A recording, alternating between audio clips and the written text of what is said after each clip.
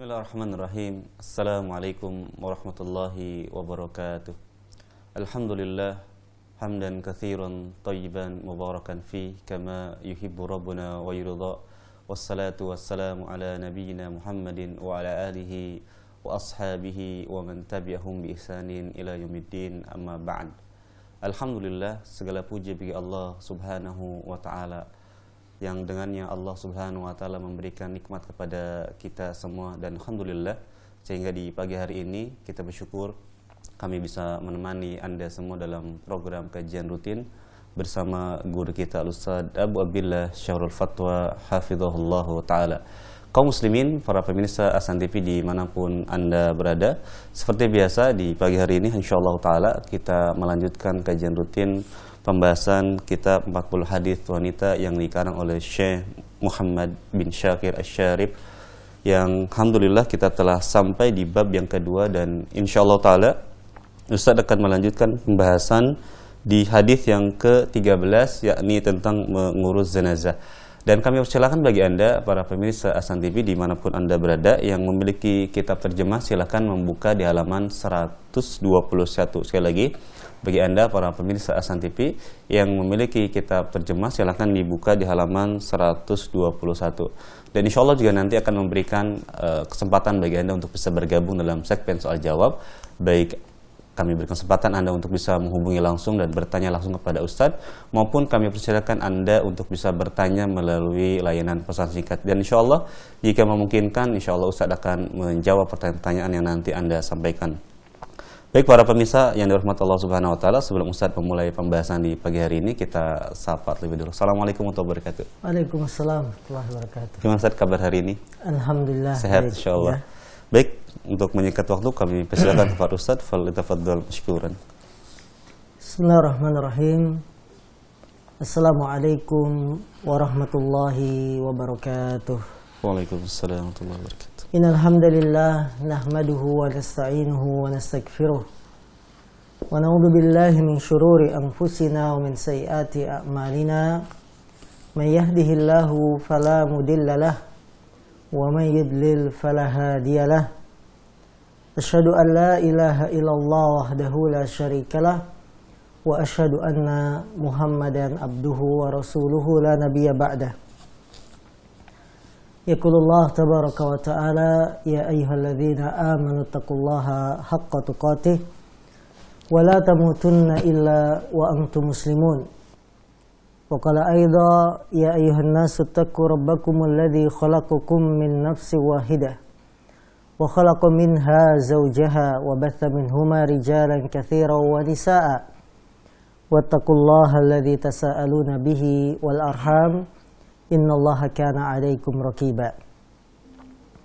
Fa inna asdaqal hadis kitabullah wa khairal hadi hadi Muhammadin sallallahu alaihi wasallam wa syarrul umuri muhdatsatuha fa inna kulla muhdatsatin bid'ah wa kulla bid'atin dhalalah wa kulla dhalalatin finnar.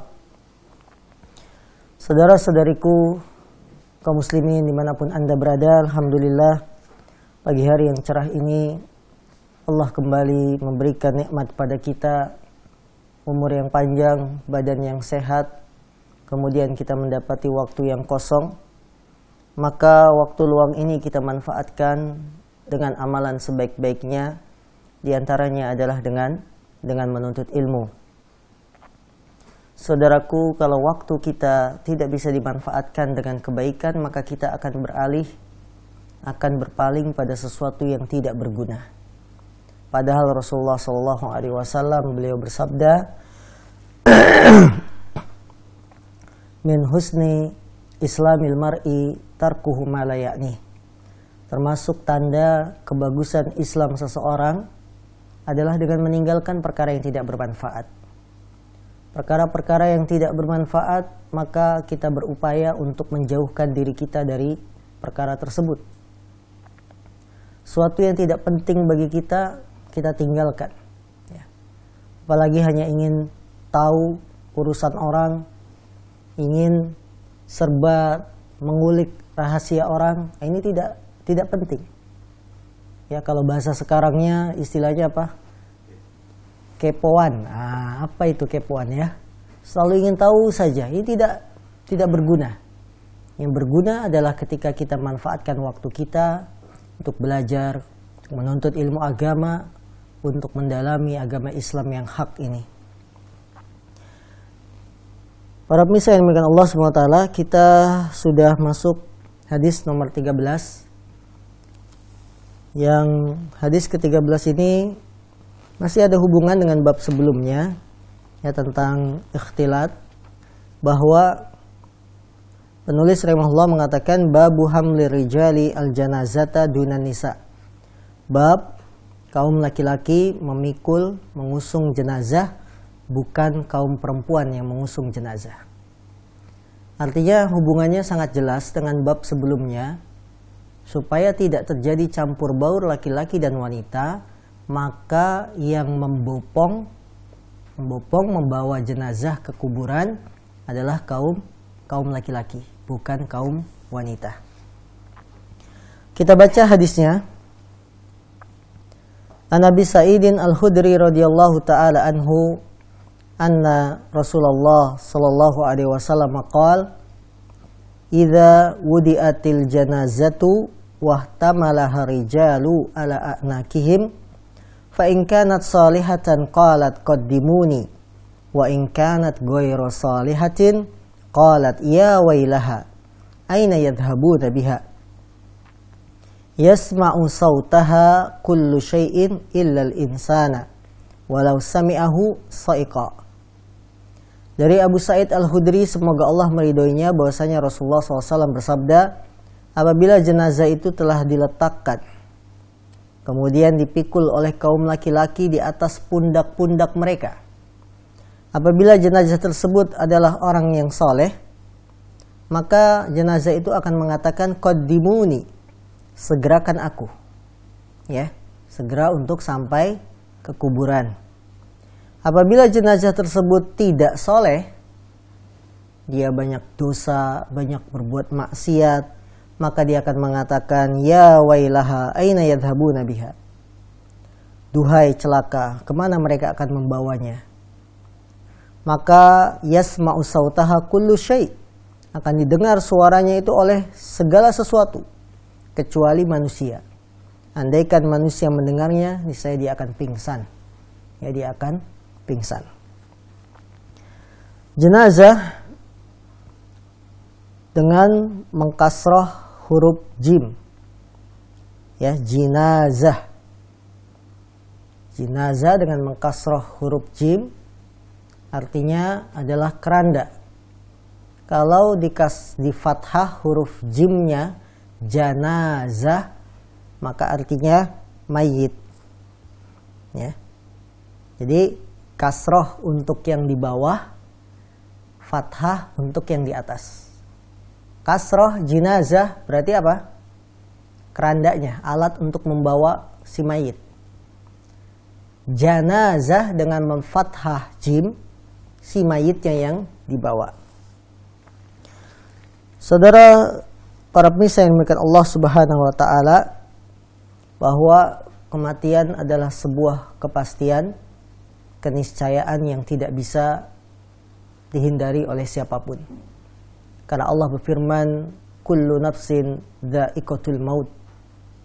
Sungguhnya setiap yang bernyawa pasti akan merasakan kematian. Kematian yang tidak bisa ditolak walaupun kita berlindung di balik benteng yang kokoh. Aina ma takunu yudrikumul maut. Dimanapun kamu berada, maka kematian itu akan menjemputmu.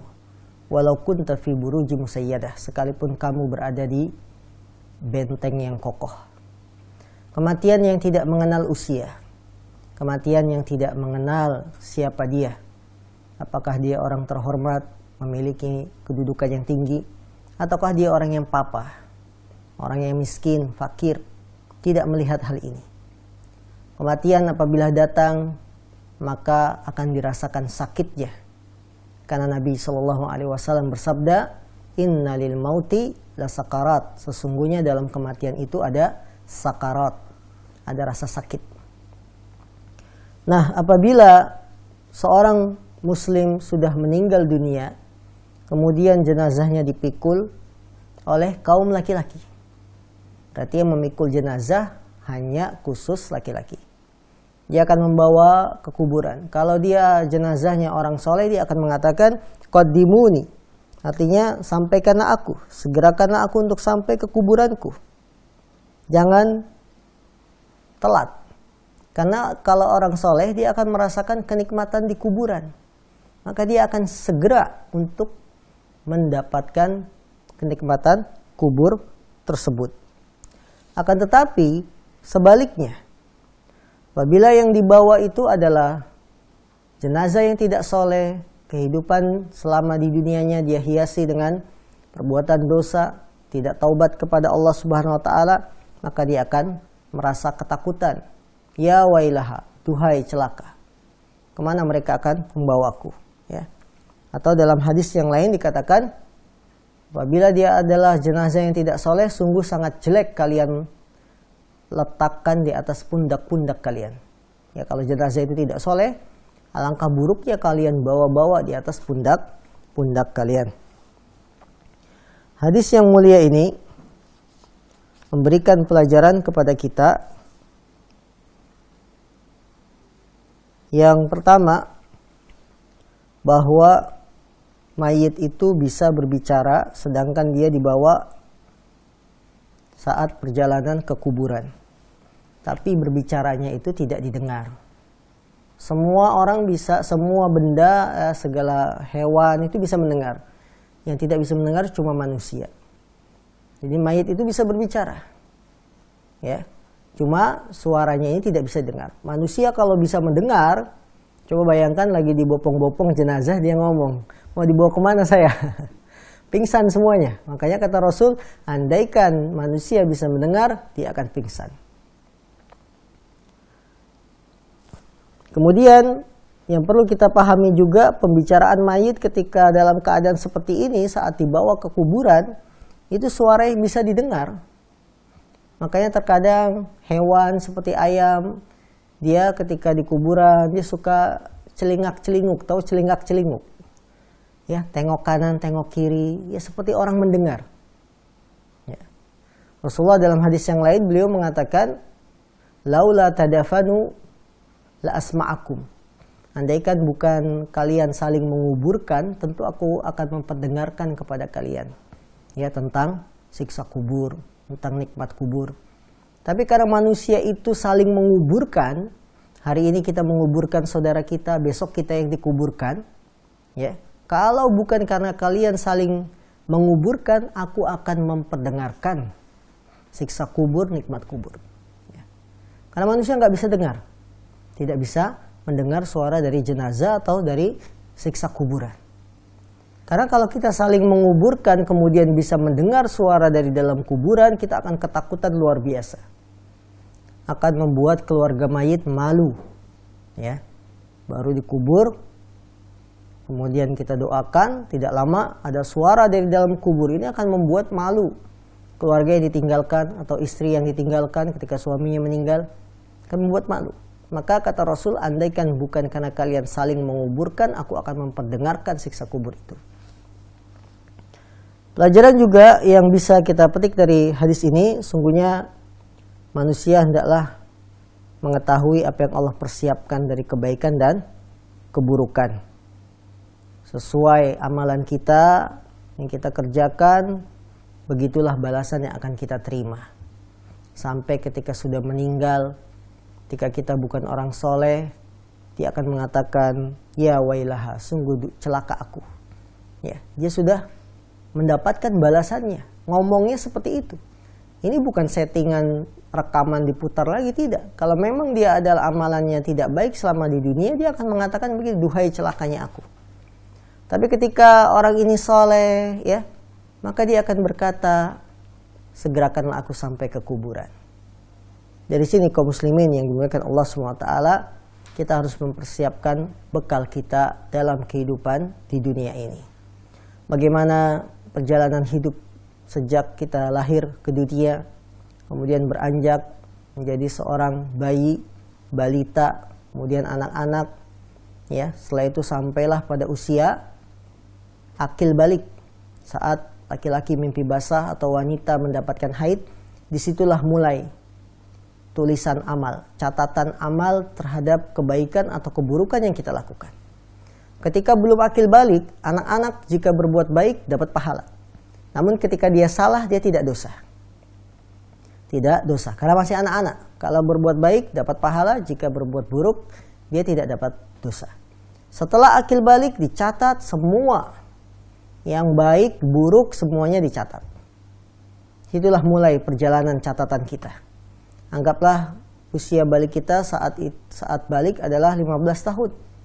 Maka sampai nanti menjelang, ya, setelah akil balik menjadi seorang remaja, remaja menjadi seorang dewasa, dewasa kemudian berakhir pada masa tua, misalkan 60 tahun. Kemudian setelah masa tua akan menghadapi persiapan meninggal dunia, taruhlah misalkan 65 tahun, berarti 15 ke 65, berapa? 55 ya. 55 tahun. 50 tahun ya, 50 tahun karena kita meninggal 65 misalkan. 50 tahun inilah akan menjadi catatan kita selama di dunia. Apakah baik, soleh, ataukah tidak soleh? Maka persiapkanlah diri kita kaum muslimin yang dimuliakan Allah Subhanahu wa taala agar kita menjadi hamba-hamba yang soleh. Ketika dipikul jenazah kita oleh orang-orang akan mengatakan, segerakan aku sampai ke kuburan. Kemudian pelajaran yang bisa kita petik dari hadis ini, rasa sakit, rasa penyesalan yang dialami mayit terhadap peremehannya sewaktu di dunia ini sangat membekas. Sampai dia mengatakan, duhai celakanya aku. Suara ini kalau didengar oleh orang yang masih hidup, dia akan pingsan. Ya. Bahwa penyesalan itu tidak akan berguna ketika kita sudah tidak bernafas lagi. Penyesalan tidak akan berguna ketika kematian sudah sampai kerongkongan. Karena itu Allah tidak menerima taubat seseorang apabila dalam kondisi sakaratul maut. Rasulullah SAW beliau bersabda, Innallaha yaqbalu taubatal abdi malam yugorgin. Sesungguhnya Allah menerima taubatnya seorang hamba selama belum sampai ya kematian itu di kerongkongannya. Kalau kematian itu sudah berada di kerongkongan sedang sakaratul maut, maka Allah tidak menerima taubatnya. Yang namanya penyesalan akan berujung pada akhirnya. Karena itu Rasulullah mengatakan, innamal a'malu bil khawatim. Sungguhnya amalan itu tergantung akhirnya. Sebelum penyesalan itu datang, sebelum saat jenazah kita dipikul oleh orang-orang, kemudian kita mengatakan, duhai celaka aku, maka persiapkanlah diri kita sejak sekarang. Kemudian pelajaran juga yang bisa kita petik dari hadis ini, bahwa yang memikul jenazah adalah kaum laki-laki, bukan wanita. Bahkan wanita itu dibenci untuk mengikuti jenazah sampai kuburan.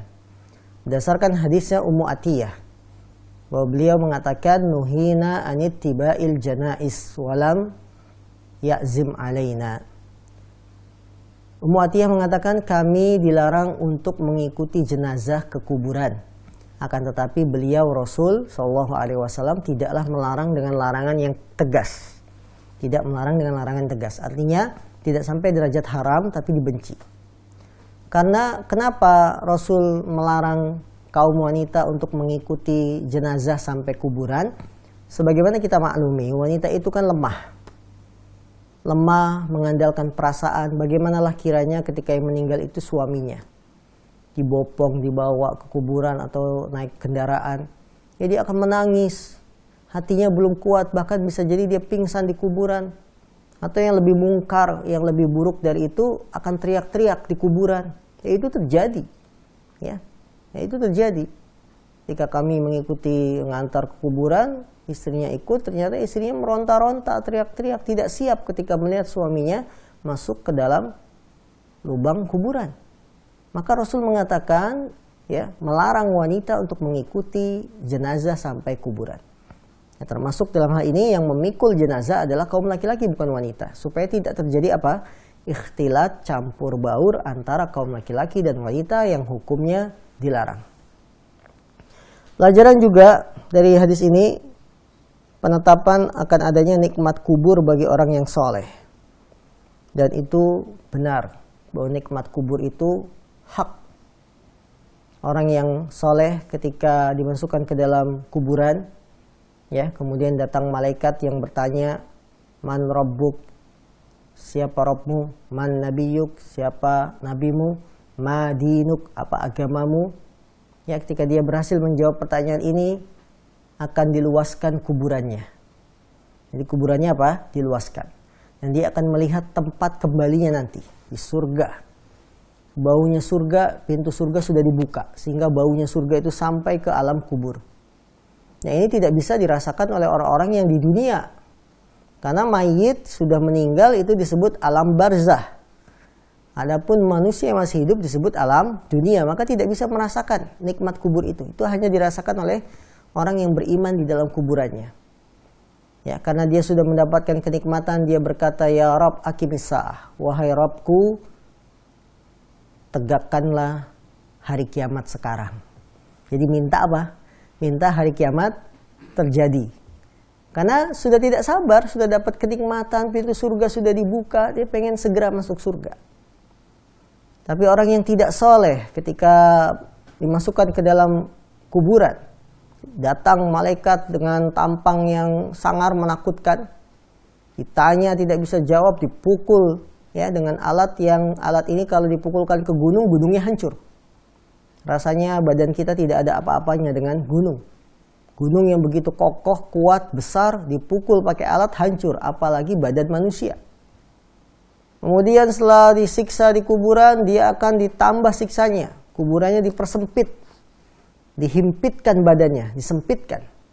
Sampai tulang-tulangnya itu saling bertautan. Bertautan itu apa? Saling ketemu. Ya. Saking sempitnya, itu tangan, kaki saling ketemu tulang-tulangnya. Setelah itu diperlihatkan tempatnya di neraka. Dia akan merasakan panasnya neraka dari alam kubur. Ya. Kemudian karena melihat siksanya sudah di depan mata, dia akan mengatakan, ya Rabb, wahai Rabbku, tundalah hari kiamat. Tunda, jangan sekarang. Lamakanlah, ya. Jadi inilah gambaran nikmat dan azab kubur. Jadi di kuburan itu ada nikmat kubur, ada juga azab kubur. Maka kita mohon kepada Allah SWT keselamatan di dunia, di alam barzah dan di akhirat nanti, agar kita tidak merasakan yang namanya siksa kubur. Karena siksa kubur adalah muqaddimah, pembukaan sebelum siksa akhirat nanti. Bab selanjutnya, hifzul insan wal aurat.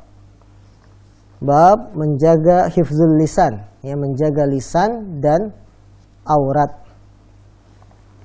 Setelah penulis menyelesaikan tentang bab ikhtilat, ya, maka pada bab ini akan membahas hifzul lisan wal aurah, menjaga lisan dan aurat.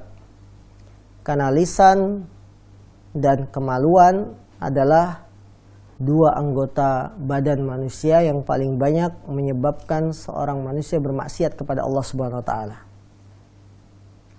Dengan lisan maka bisa disembah selain Allah. Dengan lisan maka terjadilah perkara baru dalam agama atau biasa disebut dengan bid'ah. Dengan lisan terjadilah maksiat. Ya, begitupun dengan kemaluan. Kemaluan ini kalau tidak dijaga maka bisa menjatuhkan manusia dalam dosa besar. Karena itu Rasulullah SAW memberikan jaminan bagi yang bisa menjaga lisan, mulut dan kemaluannya, jaminannya surga. Rasulullah bersabda, man yadman li ma baina lihyaihi wa ma baina rijlaihi adman lahul jannah. Barang siapakah di antara kalian yang bisa memberikan jaminan kepadaku untuk menjaga di antara dua jenggotnya, yaitu kumis dan jenggot. Apa? Mulut.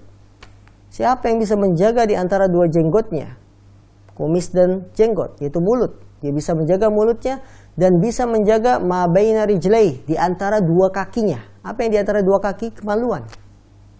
Barang siapa yang bisa menjaga di antara dua jenggotnya yaitu mulut dan di antara dua kakinya yaitu kemaluan, adman lahul jannah, kata Nabi. Nabi mengatakan, aku akan jamin dia dengan surga. Allahu Akbar. Karena dua anggota badan inilah yang banyak menyebabkan manusia jatuh dalam dosa. Hadis yang berhubungan dengan bab ini, hadis ke-14.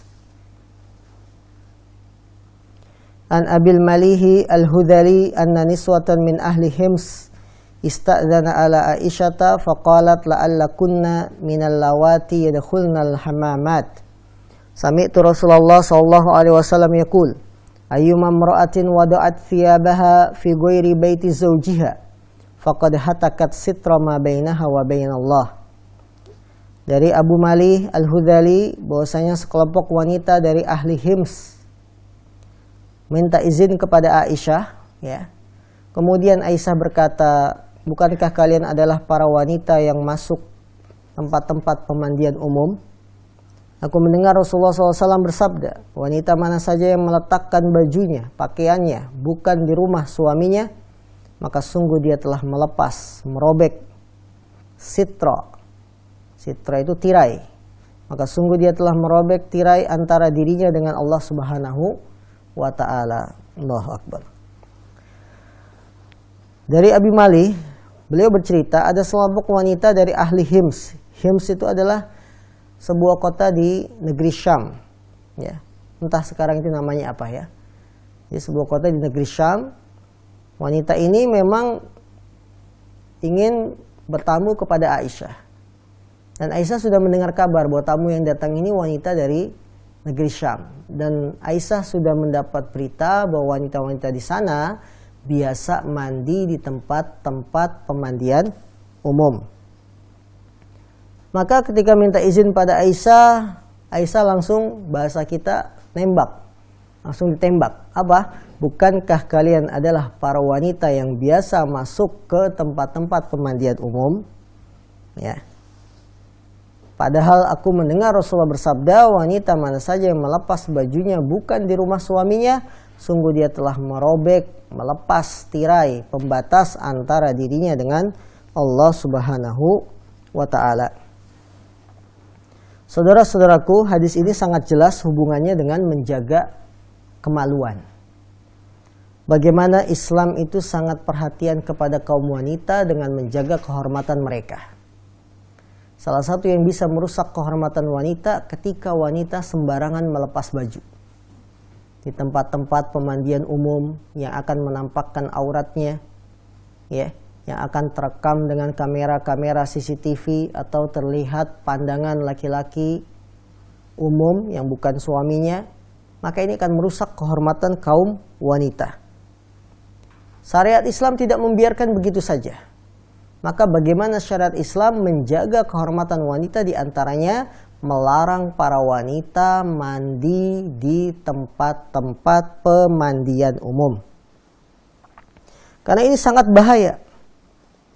Pemandian umum ini tempat yang sangat membawa bahaya. Setan bisa masuk di sini. Menggoda orang, ya, untuk mengintip. Menggoda orang untuk saling merekam. Anggaplah pemandian umum itu khusus wanita saja. Siapa yang bisa menjamin selamat dari saling memandang, saling merekam? Anggaplah tempat-tempat pemandian umum ini untuk khusus wanita. Siapa yang menjamin petugasnya tidak ada laki-lakinya yang akan membuat dia melihat aurat-aurat wanita? Maka Islam datang menjaga kehormatan wanita dengan melarang mereka untuk masuk ke tempat-tempat pemandian umum. Sungguh pada zaman kita sekarang, tempat-tempat pemandian umum sangat banyak sekali. Apakah itu namanya spa? Spa itu apa sih? Mandi uap, ya. Ya, khusus bilik-bilik suami istri, bilik-bilik khusus wanita, ya. Atau tempat-tempat pemandian umum misalkan di pantai, di laut. Setelah berenang di laut ada tempat pemandian umum untuk ganti bajunya. Ini sangat bahaya sekali. Sangat berbahaya. Berbeda dengan misalkan kita main ke rumah orang tua kita, mengajak istri. kemudian menginap. Istri namanya menginap di rumah orang tua butuh mandi ya. Itu tidak ada masalah karena masih dalam kategori keluarganya. Atau ketika kita di tempat yang bukan umum, privat. Contoh, kita ke hotel. Ya, wisata, di sana ada hotel atau ada cottage, ada villa. Kemudian menyewa, kita sewa satu kamar mandinya di dalam. Namanya menginap di tempat wisata tentunya butuh mandi, istri butuh mandi, melepas bajunya di situ. Ya, tidak ada masalah karena ini tempat yang pribadi. Namun yang menjadi masalah ketika seorang misalkan berkumpul di tempat pemandian umum, sebagaimana sebagian kontrakan-kontrakan masih ada yang kamar mandinya itu di luar. Sehingga kontrakan itu 6 pintu, 6-6-nya ngantri di satu kamar mandi. Yang perempuan-perempuan hanya pakai handuk, ikut ngantri, ya Allah. Gak boleh ini. Karena akan merusak kehormatan kaum wanita. Tidak menjaga auratnya. Pelajaran yang bisa kita petik dari hadis ini, anjuran kaum wanita saling mengunjungi sebagiannya terhadap sebagian yang lain. Boleh wanita itu saling berkunjung.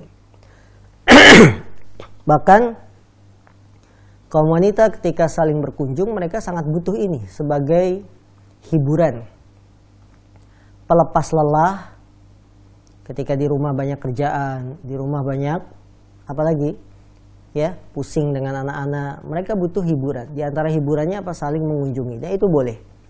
Ini diambil dari kisah para wanita dari negeri Hams yang datang menemui Aisyah. Berarti wanita itu boleh saling berkunjung, tidak ada masalah.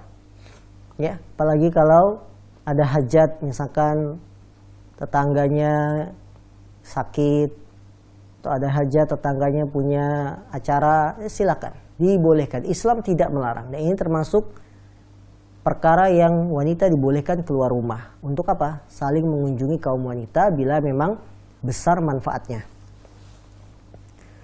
Yang kedua pelajaran bisa kita petik dari hadis ini, masuknya wanita kepada wanita yang lain tidaklah boleh kecuali dengan meminta izin. Jadi kalau wanita ingin menemui wanita yang lain harus dengan minta izin. Terlebih lagi wanita itu sudah punya suami. Ya, kalaupun tidak punya suami dia harus minta izin juga karena wanita ini pasti punya orang tua, punya saudara, kerabat dan lain-lain. Maka hendaknya meminta izin, memberi kabar.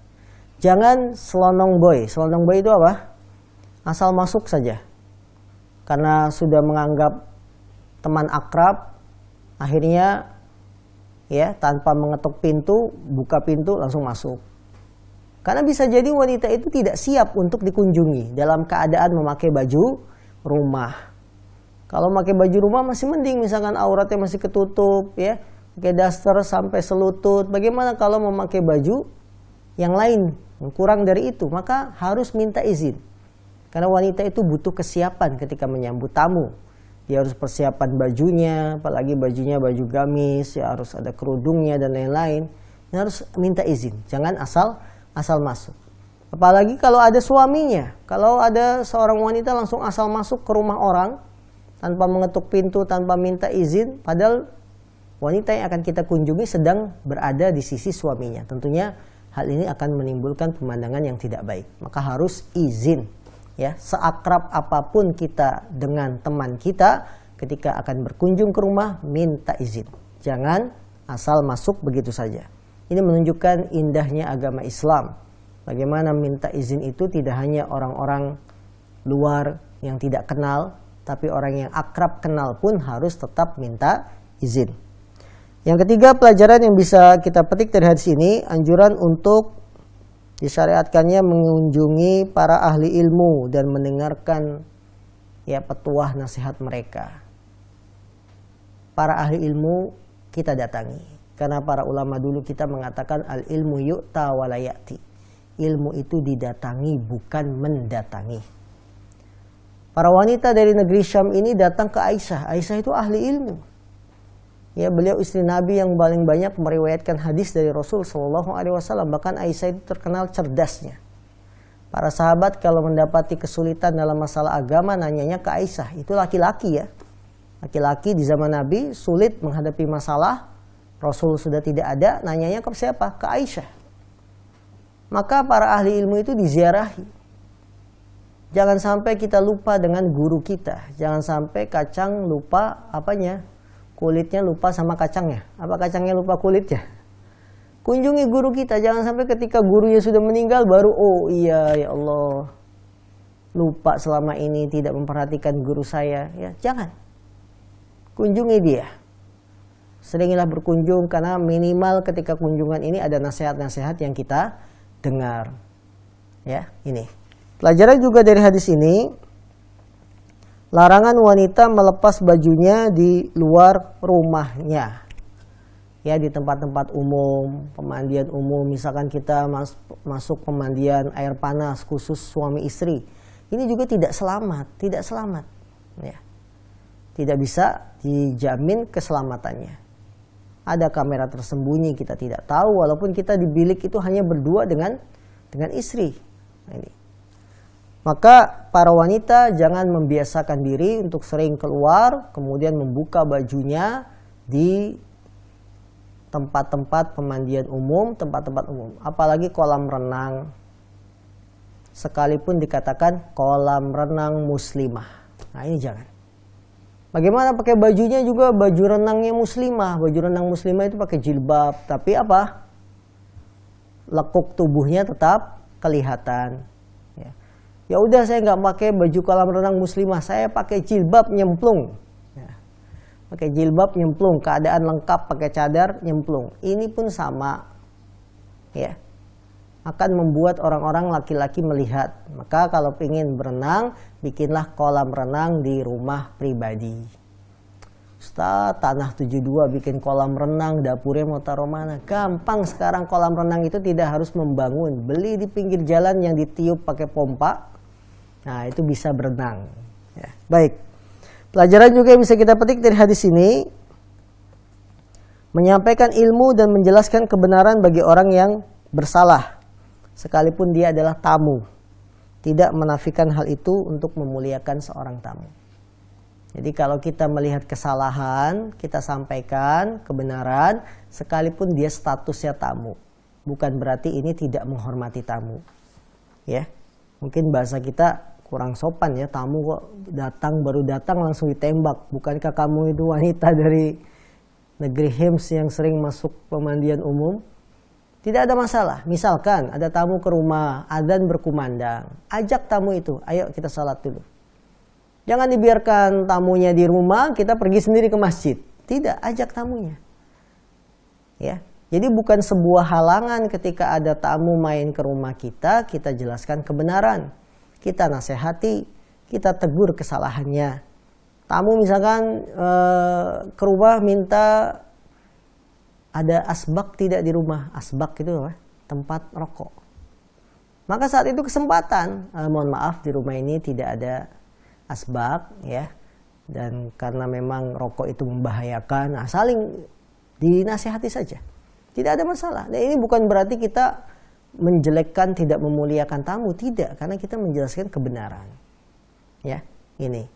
Misalkan dia minta apa lagi, ada anggur nggak? Anggurnya bukan anggur buah, tapi minuman anggur. Ya, nggak ada. Ini haram dalam Islam, minum keras itu adalah haram. Boleh. Itu bukan berarti kita tidak memuliakannya, tapi menunjukkan dia ke jalan yang benar.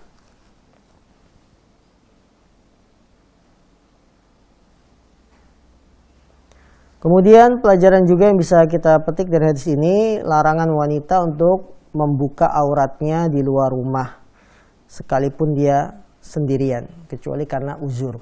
Ya. Wanita dilarang untuk membuka auratnya di luar rumah. Jika dia main misalkan ya ke rumah temannya, buka aurat, itu tidak boleh. Misalnya apa? Main ke rumah teman, buka gamisnya, pakai hanya you can see, kelihatan auratnya. Ini tidak boleh. Baju-baju seperti ini. Misalkan temannya mengundang pesta, kita datang dari rumah pakainya gamis.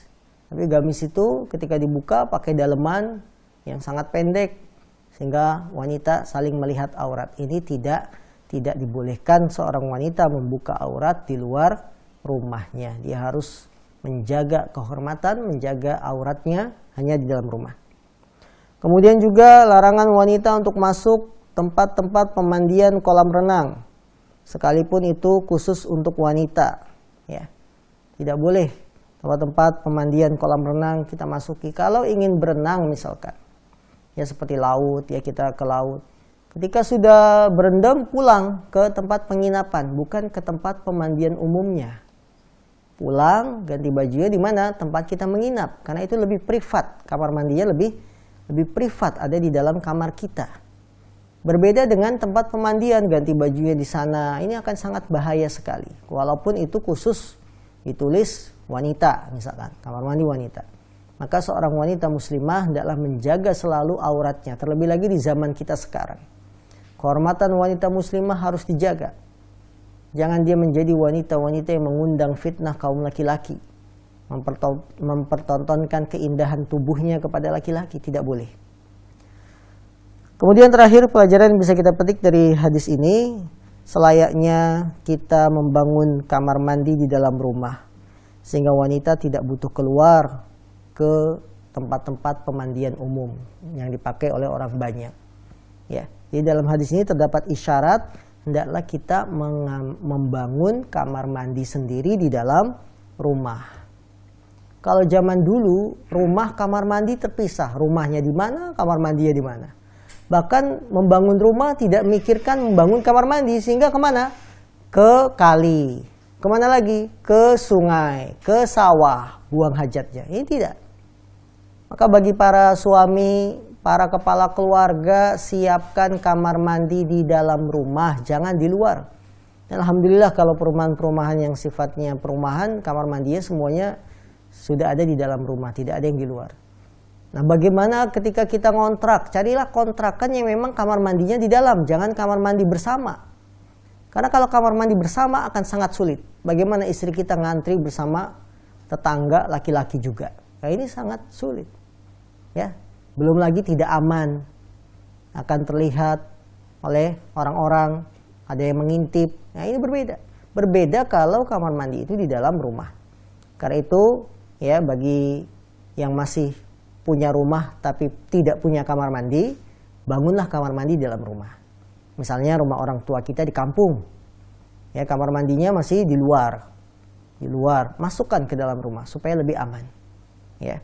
Orang tua kita kasih nasihat kamar mandi itu selayaknya di dalam rumah, tidak di luar, karena supaya wanita yang ke rumah, berkunjung ke rumah orang tua ini bisa merasa aman ketika melepas bajunya, dia di dalam kamar mandi dan itu di dalam rumah, bukan di luar rumah. Wallahu a'lam. Ini kaum muslimin yang dimuliakan Allah Subhanahu wa taala, dua hadis yang kita kaji di kesempatan pagi hari ini.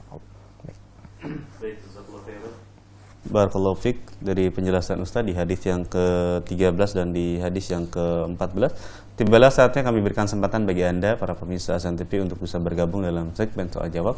Silakan bagi Anda yang ingin bertanya bisa menghubungi kami di nomor 02189011603. Dan bagi Anda yang ingin bertanya melalui layanan pesan singkat, silakan bisa mengirimkan pertanyaan di nomor 0813 14455557. Insyaallah pertanyaan-pertanyaan Anda kita akan bacakan setelah jeda berikut ini insyaallah.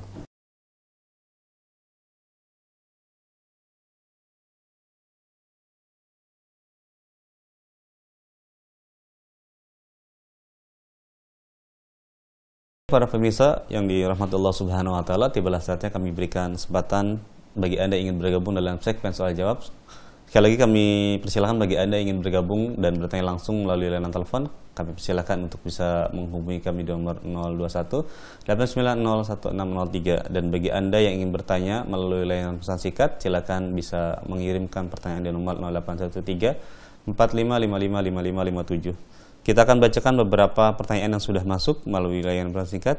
Dan mohon maaf, kita akan bacakan dahulu beberapa pertanyaan yang berkaitan dengan tema kita di kesempatan pagi hari ini. Yang pertama dari hamba Allah di Sambas. Yang pertama dari Fadli. Assalamualaikum warahmatullahi wabarakatuh. Ustadz, izin bertanya tentang penyelenggaraan jenazah. Orang tua saya sudah meninggal. tetapi banyak sekali tata caranya yang tidak sesuai dengan sunnah. Saya sudah berusaha mengatakan kepada keluarga tidak boleh mengerjakan hal tersebut, tetapi keluarga tetap melakukan hal tersebut. Mohon penjelasan terkait dengan ini, Ustaz. Jazakumullahu khairan. Baik, saudaraku di Sambas, ya, Kalimantan Barat. Beliau bertanya penyelenggaraan jenazah yang banyak tidak sesuai dengan apa yang diajarkan oleh Nabi kita Shallallahu Alaihi Wasallam. Kemudian hal ini sudah terjadi dan saya pun sudah mengingatkan. Mohon bimbingannya atau bagaimananya. Kami jawab bahwa hal ini sudah terjadi. Mau apa lagi? Ya, kita sudah menyampaikan, tidak ada kewajiban bagi kita kecuali menyampaikan. Allah SWT berfirman, wa ma'alika ilal balag, dan tidak ada kewajiban bagimu wahai Rasul kecuali hanya menyampaikan. Perkara apa yang kita sampaikan diterima, perkara manusia mau menerima nasihat kita, itu perkara yang lain, perkara yang kedua. Yang penting kita sudah menyampaikan dan sudah menunaikan tugas kewajiban kita untuk menyampaikan kebenaran. Masalah diterima atau tidak, ini namanya taufik, hidayah taufik. Hidayah taufik hanya dari Allah Subhanahu wa Ta'ala. Kita hanya bisa memberikan hidayah irsyad, hidayah bayan, penjelasan, petunjuk. Itu saja usaha manusia. Ya, sambil kita terus berdoa semoga orang tua kita diterima amalannya di sisi Allah, diampuni dosa-dosanya. Itu yang kita lakukan. Yang dilakukan oleh keluarga kita dengan penyimpangan-penyimpangan yang tidak diajarkan oleh Rasul, ya dosanya ditanggung mereka. Ya, selama kita sudah menyampaikan apa yang benar. Allahu Ta'ala. Baik, jazakumullahu khairan atas jawaban dari Ustadz. Kita berikan kesempatan kembali pertanyaan dari berikutnya dari hamba Allah di Bekasi. Assalamualaikum warahmatullahi wabarakatuh. Ustadz, apa hukumnya dalam syariat Islam bila mana suami atau istri memandikan salah satunya ketika salah satu pasangan ini sudah meninggal? Apakah boleh suami memandikan jenazah istri dan juga sebaliknya? Mohon penjelasan tentang perkara ini, Ustaz. Jazakumullahu khairan. Baik, apa hukumnya apabila suami istri saling memandikan ketika salah satunya meninggal dunia? Hukumnya adalah boleh. Ya. Pada asalnya dalam memandikan mayat jenazah wanita dimandikan oleh wanita.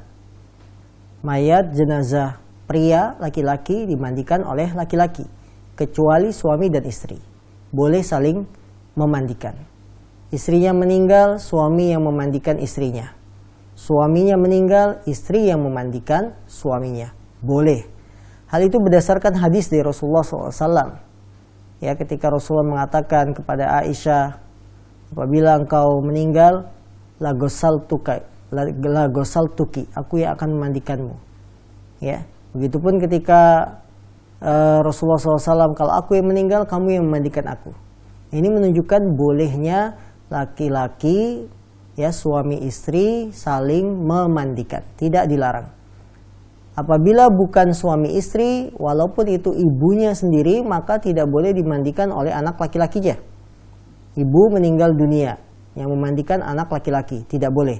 Harus dimandikan oleh sesama wanita. Anak perempuan, kalau tidak ada anak perempuan, maka tetangga yang sudah paham cara memandikan yang wanita. Ya, walaupun itu ibunya sendiri. Atau kebalikannya, anak putri kita meninggal dunia, dimandikan oleh bapaknya, tidak boleh. Ya, kita punya anak perempuan meninggal dunia, kemudian kita yang memandikan, tidak boleh. Rasulullah SAW tidak memandikan anak-anak perempuannya, karena memang dilarang. Yang boleh berbeda jenis dalam memandikan hanya suami istri. Selain suami istri, maka dalam hal memandikan jenazah harus satu jenis, laki-laki dengan laki-laki, wanita dengan wanita, kecuali hanya suami istri saja. Allah alam. Baik, jazakallahu khairan atas pertanyaan dari hamba Allah. Kita berikan kesempatan kembali bagi penanya yang telah masuk dari chat dari Abdullah Ustadz di Bekasi. Assalamualaikum warahmatullahi wabarakatuh. Ustadz, adakah perbedaan tempat pemandian umum di zaman Rasulullah SAW dengan sekarang ini, Ustadz? Kemudian pertanyaan yang kedua adalah, Ustadz, bolehkah seorang istri membuka aurat ketika ada saudara yang datang dari saudara dari bapak-bapaknya, Ustaz? Mohon penjelasannya, Ustaz, tentang perkara ini.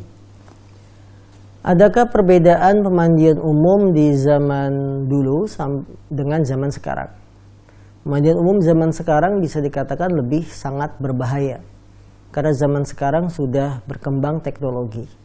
Sudah ada kamera CCTV, ya, sudah ada hal-hal yang bisa mengetahui aurat wanita, itu bisa diketahui dengan cepat. Maka pemandian umum zaman sekarang lebih berbahaya daripada zaman dulu, karena zaman dulu belum ada kamera, teknologi dan lain-lain, ya. Karena itu kita harus berhati-hati, ya. Apalagi dalam tempat-tempat yang memang sifatnya umum sekali, maka jangan sampai kita menjadi perhatian pemandangan umum. Hendaklah kita menjaga aurat istri kita masing-masing. Yang kedua, bolehkah istri membuka aurat ketika datang saudara-saudaranya dari bapaknya? Perlu diperinci saudara-saudara ini maksudnya siapa? Karena saudara itu kalimat yang luas. Kalau yang dimaksud ayah kandungnya, pamannya, keponakannya, maka ini masih mahram. Istri punya ayah kandungnya mahram. Istri punya paman itu kan berarti saudara ayah kandungnya, ya, kakaknya atau adiknya, maka mahram. Istri punya keponakan, laki-laki, keponakannya mahram.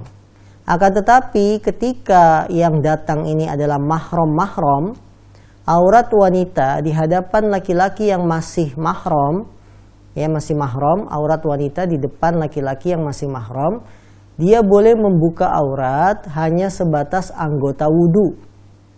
Anggota wudu saja, atau anggota badan yang menerima perhiasan. Anggota wudu apa? Tangan sampai siku, ya, wajah, rambut, kaki, ya. Itu saja yang boleh dilihat. Jadi aurat-aurat yang biasa terlihat, anggota wudu. Ini di depan mahram. Di depan sesama mahram, ayah kandung, paman, ponakan. Apabila yang datang ini saudara bukan mahram. Bukan mahram artinya saudara ini boleh menikahi kita, ya. Kalau mahram kan semua laki-laki yang tidak boleh menikah dengan seorang wanita selamanya, itu namanya mahram. Keponakan nggak boleh menikahi bibinya, ya. Paman nggak boleh menikahi keponakannya, apalagi ayah kandung menikahi putrinya, tidak boleh. Nah, kalau yang datang bukan mahram, maka istri dilarang membuka aurat sekalipun anggota wudu. Dia harus pakai baju lengkap. Jika yang datang saudara bukan mahram, maka istri harus memakai baju lengkap, ya. Tidak boleh menampakkan aurat sedikit pun. Sekalipun anggota wudu tidak boleh, karena ini bukan mahram. Tapi kalau mahram ada keringanan. Boleh menampakkan aurat cuma sebatas aurat yang dipakai berwudu, anggota wudu. Itu yang boleh ditampakkan sesama mahram. Adapun aurat-aurat yang bukan anggota wudu walaupun di depan mahram ini tidak boleh. Tidak boleh dibuka. Allah Ta'ala. Baik, jazakumullah khairan. Pertanyaan Abdul tadi Ustaz sebagai penutup karena waktu yang terbatas di pagi hari ini, dan kami ucapkan juga jazakumullah khairan pada seluruh pemirsa Ahsan TV yang di pagi hari ini telah ikut berpartisipasi dalam mengirimkan pertanyaan-pertanyaan di pagi hari ini, dan kami ucapkan juga jazakumullah khairan pada Ustaz yang berkenan memberikan keluangan waktu, memberikan faedah ilmu kepada kita semua. Semoga Allah Subhanahu wa taala memberikan ilmu yang bermanfaat bagi kita semua. Baik para pemirsa yang dirahmati Allah Subhanahu wa taala, ini akhir perjumpaan kita, dan mohon maaf jika ada kekurangan dalam pembuatan acara di hari ini. Kita tutup dengan doa kafaratul majlis. Subhanakallahumma wa bihamdika asyhadu an la ilaha illa anta astaghfiruka wa atubu ilaik. Assalamualaikum warahmatullahi wabarakatuh.